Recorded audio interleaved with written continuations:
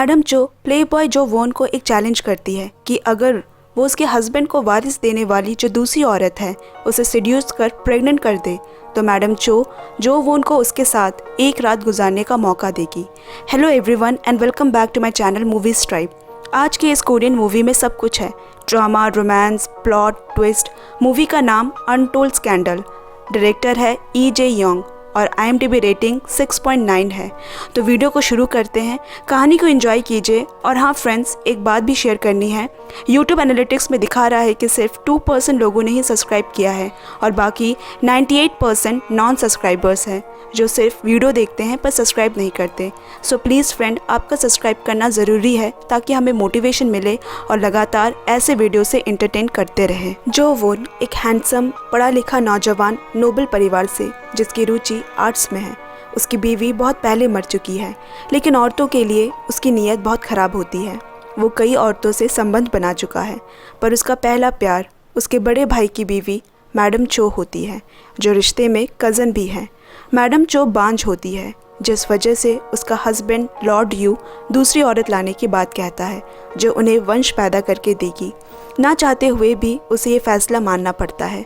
उसका नाम ली सो ओक होता है, जो सिर्फ 16 साल की है। लॉर्ड यू ज़्यादातर काम से बाहर ही रहते हैं। उनके वापस आने तक मैडम चो उस लड़की को जल्द ही यहाँ बुलाने की बात कहती है ताकि वो यहाँ के तौर तरीके को सीख ले। लेकिन मैडम चो का ली सो को यहाँ जल्दी बुलाने का कुछ और ही मकसद था। उस रात वो अपने कज़न को बुलाकर कहती है उसके हस्बैंड से पहले वो उस लड़की को प्रेग्नेंट कर दे, जिससे हम दोनों का बदला पूरा हो जाएगा, क्योंकि लॉर्ड यू ने उसके पहले प्यार को, जो कि मैडम चो है, उससे छीना है। और दूसरी तरफ मैडम चो ऐसा करके अपने हस्बैंड को सबक सिखाना चाहती है। वो कहती है जब उसके हस्बैंड को पता चलेगा कि उसका होने वाला वारिस का बाप कोई और है, तब मेरे दिल को सुकून मिलेगा। लेकिन जो वॉन ने अपना अगला शिकार चुन लिया था, लेडी जियोंग, जो 9 साल से एक विधवा की ज़िंदगी जी रही है। लेडी जियोंग एक 27 साल की कैथलिक डिवोटी जो अपने वर्जिनिटी के लिए जानी जाती है, क्योंकि बाल विवाह होने के बाद अपने ससुराल आने से पहले उसका पति मारा गया, जिसके बाद से उसने किसी मर्द को नहीं अपनाया। जो वॉन कहता है जितना मज़ा मुश्किल शिकार करने में है, उतना मज़ा आसान शिकार में कहाँ। फिर मैडम चो कहती है ये करना नामुमकिन है, लेकिन अगर ये तुम कर पाए तो तुम्हें इनाम में मेरे साथ एक रात गुजारने का मौका मिलेगा, जो कि तुम्हारी सालों की ख्वाहिश है। जो वॉन इस शर्त से खुश हो जाता है। जो वॉन लेडी जियोंग के बारे में सब कुछ पता करवाता है। वो क्रिश्चियन धर्म को सपोर्ट करती है, इसीलिए हर रात को उनकी प्रेयर और मीटिंग में शामिल होती है। उसे सोशल सर्विस करना पसंद है और अभी वो अपने आंटी के यहाँ रुकी हुई है। जो वॉन उसका अटेंशन पाने के लिए अपने नौकर को चर्च में एक बड़ा डोनेशन करने को कहता है, लेकिन सीक्रेट सपोर्टर के हिसाब से। और जब लोगों में जानने की उत्सुकता होगी तब ऐसा लगे कि ना चाहते हुए भी मेरा नाम बताना पड़ा। साथ ही उसे लेडी जियोंग की पर्सनल मेड योनशल से अफेयर चलाने को कहता है, जिससे लेडी जियोंग की हर खबर मिलती रहे। अब दिखाता है मैडम चो और कुछ नोबल फैमिलीज की औरतें एक किटी पार्टी में होते हैं, जिसमें मिसेस यून और उनकी भतीजी लेडी जियोंग भी शामिल है। मिसेस यून का छोटा बेटा क्वान इन हॉन अभी अभी बाहर से पढ़ाई करके लौटा है। मैडम चो कहती है उसे कभी कभी मेरे पास भेज देना, ऊंचे पद की परीक्षा के लिए मेरे पास कई किताबें हैं जो उसके काम आएगी। लेडी जियोंग के मरे हुए हस्बैंड का कज़न उसे पसंद करता है और मौका ढूंढता है उससे बात करने का, लेकिन लेडी जियोंग हर मर्दों से एक दूरी ही बनाए रखती है। एक दिन मैडम चो मिसेस यून और उसकी भतीजी को चाय पे इनवाइट करती है। ये बात जैसे ही जो वॉन को पता चली, वो तुरंत वहाँ पहुँच गया। मैडम चो उसका परिचय कराती है। जो वॉन उन्हें एक खास चाय पत्ती तोहफे में देता है, जिसे लेडी जियोंग एक्सेप्ट नहीं करती, पर फिर आंटी के कहने पे ले लेती है। मिसेस जॉन कहती है तुम्हारी भी जियोंग की तरह ही दूसरी शादी नहीं हुई। और यहाँ जो वॉन को मौका मिल गया लेडी जियोंग के सामने अच्छा बनने का। जवाब में कहता है सिर्फ औरत ही नहीं, कुछ मर्द भी सच्चे और वफादार होते हैं अपने पहले प्यार के लिए। मिसेस यून अपनी भतीजी और जो वॉन के बारे में सोचकर उसे अपने गार्डन के नौका सवारी पे इनवाइट करती है। यहाँ जो वॉन उसे तिरछी निगाह से देख रहा होता है, लेकिन लेडी जियोंग कोई इंटरेस्ट नहीं दिखाती। वापसी में लेडी जियोंग चाय पत्ती नौके पर ही छोड़ देती है और जो वॉन को बहाना मिल जाता है उससे अकेले में बात करने का। वो उसका पीछा करता है। उसके इस बर्ताव से वो नाराज़ हो जाती है जोवोन चालाकी सी बात आगे बढ़ाने की कोशिश करता है, लेकिन वो उसे इग्नोर कर वहाँ से चली जाती है। अब यहाँ मैडम चो के घर लीसो रहने आती है। मैडम चो फिर से एक बार जोवोन से उसका काम करने को कहती है, क्योंकि लेडी जियोंग से तो उसकी दाल गलने से रही, लेकिन वो मना कर देता है। फिर मैडम चो कहती है, ठीक है तुम ना सही तो मेरे पास दूसरे भी तरीके हैं काम करवाने के। रात को चर्च की प्रेयर में जोवोन भी वहाँ पहुँच जाता है और उसके प्लान के मुताबिक एक आदमी आकर उसे शुक्रिया देते हुए कहता है, आप महान हैं, इतना बड़ा डोनेशन देने के बावजूद भी आप नहीं चाहते किसी को इसके बारे में पता चले। जिस पे जोवोन लेडी जोंग को सुनाते हुए कहता है, मैं दिखावा नहीं करता, मुझे ये सब नहीं पसंद। कोने में खड़ी लेडी जोंग सब सुन रही होती है। यहाँ क्वान इन मैडम चो के घर किताब लेने आता है, लेकिन खुद जाने के बजाय वो जानबूझकर लीसो को किताब देने भेजती है। दोनों ही जवान और खूबसूरत होते हैं और एक दूसरे को देखते ही आकर्षित हो जाते हैं। इधर लेडी जोंग और जोवोन दोनों के सर्वेंट्स इंटीमेट हो रहे थे कि तभी कमरे में जोवोन आ जाता है। उसका सर्वेंट वहाँ से निकल जाता है क्योंकि उसने अपने मालिक का काम तो कर दिया। अब घबराई हुई योनशुल रिक्वेस्ट करती है कि किसी को ये बात ना बताए, जिस पे जोवोन कहता है, एक शर्त है, लेडी जोंग कहाँ आती जाती है सारी खबर मुझे देनी होगी। योनसिल को ये बात माननी ही पड़ती है। अगले दिन लेडी जोंग लाइब्रेरी जाती है जहाँ पहले से जोवोन मौजूद था। उसकी मेड जोवोन का इशारा मिलते ही दूर चली जाती है। अब जियोंग अकेली है और जोवोन उसे फ्लर्ट कर बातों में फंसाने की कोशिश करता है, पर वो उसकी कोई बात नहीं सुनती और लाइब्रेरी से निकल जाती है। वो भी मुस्कुराते हुए उसके पीछा करने लगा। उससे पीछा छुड़ाने के लिए जियोंग एक सुनसान गली में घुस गई जहाँ कुछ बदमाश उसे छेड़ने लगे। तभी जोवोन वहाँ आकर उसे बचाता है। ये सब उसका प्लान का ही हिस्सा था।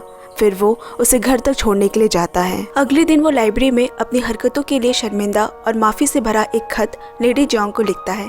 साथ ही एक बुक और स्कार्फ भी भेजता है। खत में ये भी लिखा होता है, अगर मिलना नहीं पसंद तो खत के ज़रिए बातें कर सकते हैं। जवाब में जोंग खत में उसकी जान बचाने का शुक्रिया और फिर से कोई खत भेजने को मना करती है, लेकिन उसके चेहरे पे एक मुस्कुराहट सी होती है, मतलब उसे जोवोन की हरकतें रिझाने लगी है। अब क्वान इन यहाँ मैडम चो के घर किताब लौटाने आता है और उनसे कहता है उसे लीसो पसंद है। सब कुछ मालूम होते हुए भी वो पूछती है किस लड़की की बात कर रहे हो, और फिर उससे कहती है पहले वो उस लड़की को खत लिखकर जाने कि उसके दिल में क्या है, उसके बाद ही वो उसकी मदद कर सकेगी। इस बात से अनजान कि लीसो मैडम चो के हस्बैंड की मिस्ट्रेस बनने वाली है, दोनों में खत बदलना शुरू हो गया, जिसका पता मैडम चो को होता है और वो उनके छुपाई खत भी पढ़ती है जिसमें दोनों ने मिलने का प्लान बनाया होता है। इधर रात में जोवोन लेडी जोंग के कमरे में घुस आया। उसे अचानक ऐसे देखकर वो डर जाती है।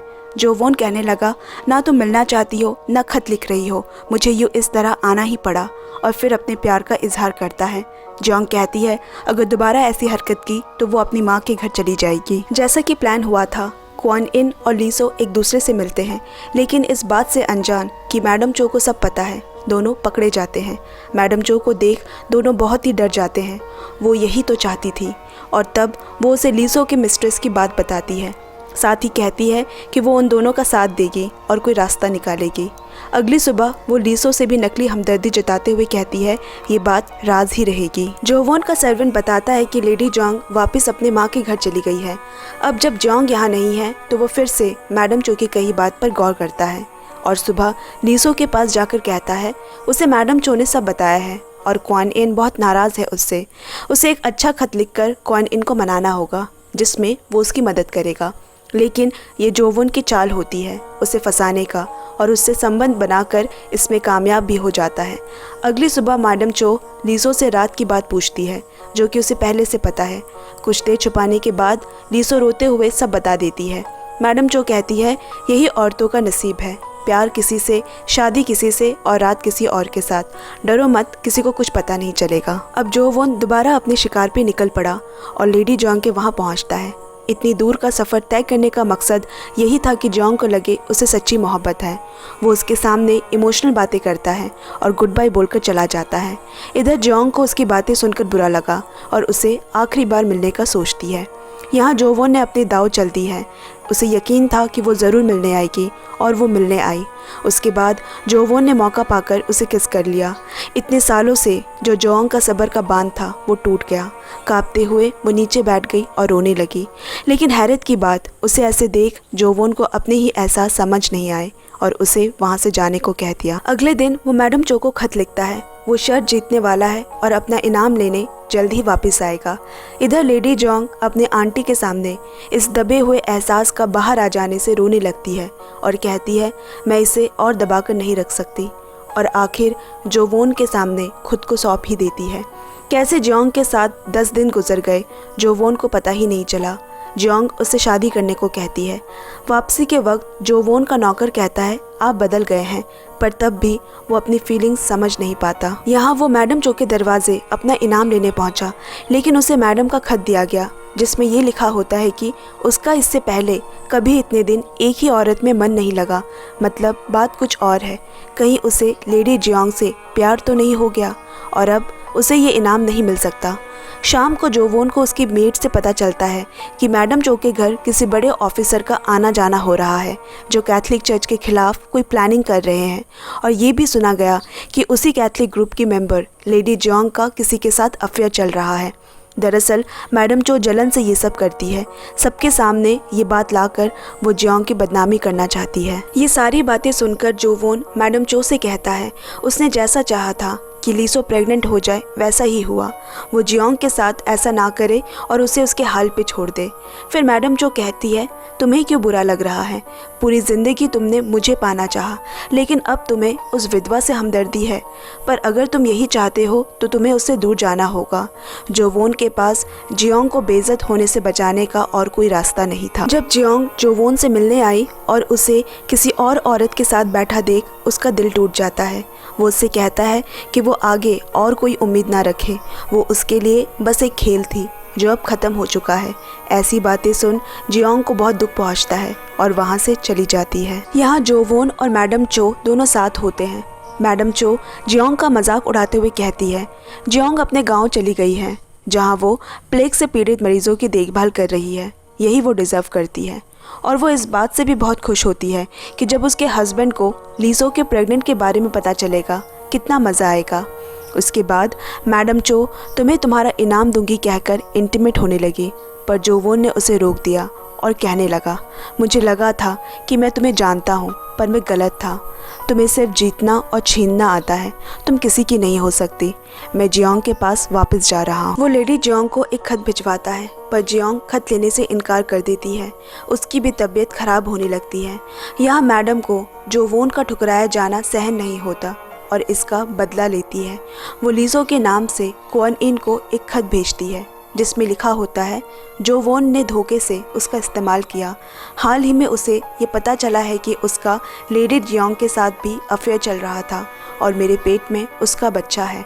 मुझे पता है तुम मुझे कभी माफ़ नहीं करोगे। खत पढ़कर क्वन इन गुस्से से पागल हो जाता है और बदला लेने के लिए जियोंग के उसी कज़न जो जोंग को पसंद करता है उसे एक खत भेजता है कि जोवोन ने जोंग का फ़ायदा उठाकर उसे छोड़ दिया और इस सदमे से जोंग बीमार पड़ गई है। गुस्से में उसका कज़न जोवोन को मारने जाता है। दोनों के बीच लड़ाई होती है और फिर वो उसे पीछे से छुरा भोंककर भाग जाता है। घायल जोवोन उसी हालत में जोंग से मिलने निकल गया। रास्ते में उसे उसका सर्वेंट मिला जो उसी के पास लेडी जोंग का खत देकर आ रहा था। जोवोन कहता है उसे जोंग के पास जाना है, लेकिन रास्ते में ही मर जाता है। लेडी जोंग वो आखिरी खत पढ़ रही होती है और फिर उसे जोवोन के मरने की खबर मिली। इस खबर से वो पूरी टूट गई और उसने खुदकुशी कर ली। मैडम चो को भी जब जोवोन की खबर मिली वो फूट फूट कर रोने लगती है कि उसने ये क्या कर दिया। धीरे धीरे गांव भर को मैडम चो के बारे में पता चल गया कि उसने अपने ही परिवार के खिलाफ इतनी बड़ी साजिश की थी। इसके बाद वो किसी को मुंह दिखाने के काबिल नहीं रही। ऊपर से लॉर्ड यू का परिवार इस बेइज्जती से उसके खून का प्यासा हो गया, जिस वजह से मैडम चो वहाँ से भाग निकली और एक जहाज़ में होती है। उसने बिल्कुल सीधे साधे कपड़े पहने हैं और उसके हाथ में जोवोन का दिया हुआ फूल है। उसकी इस जलन के पीछे जोवोन के लिए उसकी चाहत ही थी और मूवी यहीं ख़त्म हो जाती है। तो दोस्तों आज की मूवी एक्सप्लेनेशन आपको कैसी लगी कमेंट डाउन, वीडियो को लाइक और चैनल सब्सक्राइब जरूर करें। एक और एक्सप्लेनेशन के साथ नेक्स्ट वीडियो में मिलते हैं। Till then bye bye friends and take care.